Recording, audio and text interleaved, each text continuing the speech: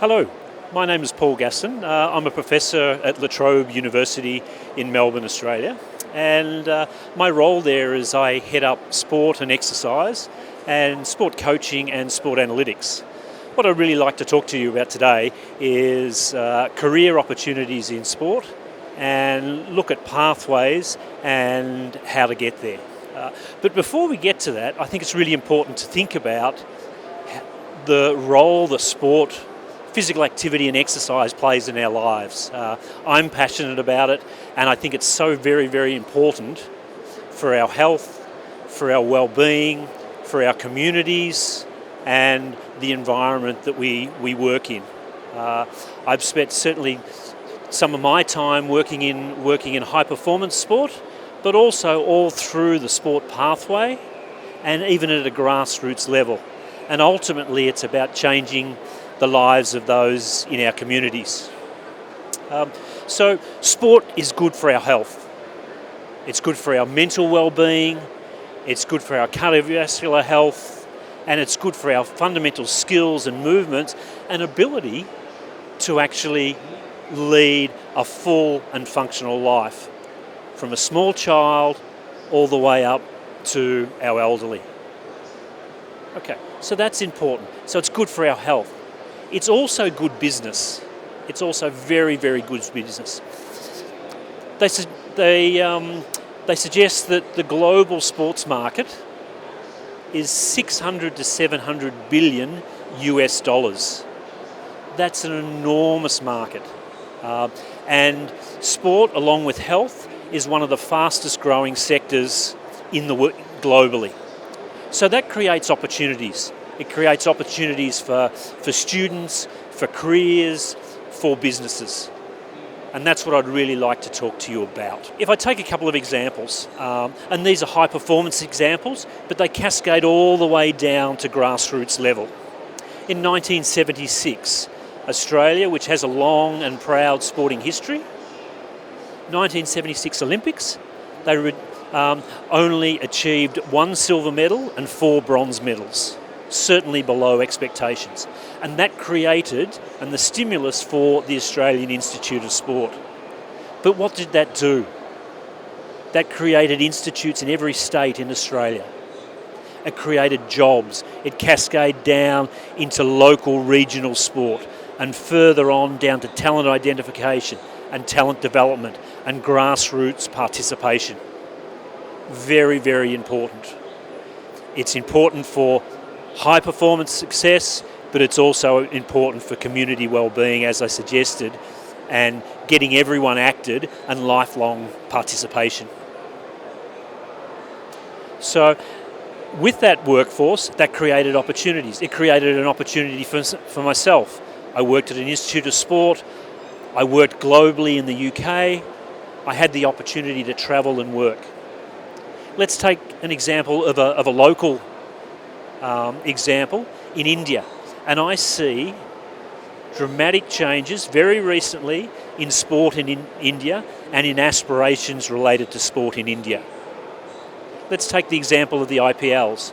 5 years ago, there was only one IPL, the Indian Premier League, in cricket, effectively your national sport. Now there are 15 Premier Leagues. Let's take the example of kabaddi, a traditional national sport played locally and recreationally. In 5 years, in a journey of 5 years, that has become the second most popular sport in India for participation and television audience. And that has created opportunities. How might that occur? It needed business leaders, it needed financial backers, it needed managers and high-performance staff, needed to select athletes and train athletes. To bring those athletes on, we needed lawyers and administrators, contracts preparations, specialist staff in sports science and sports medicine, and I'll talk a little more later on about that. Training facilities, media, retail, sports equipment, sports technology, data science. The list goes on and on and on.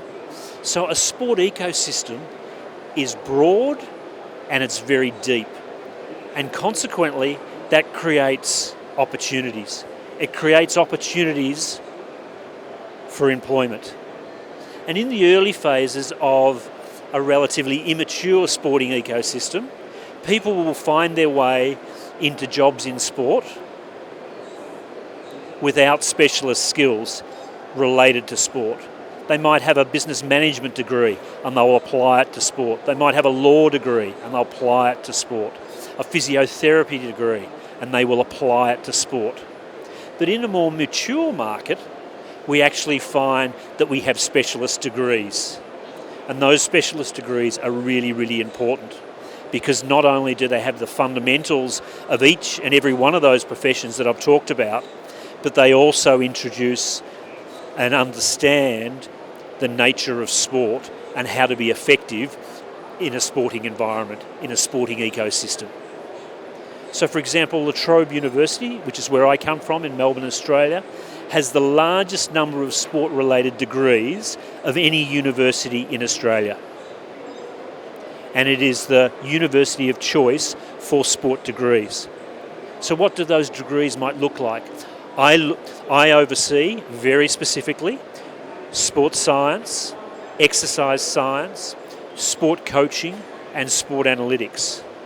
But elsewhere in the university, we have allied health, sport physiotherapy, sport podiatry.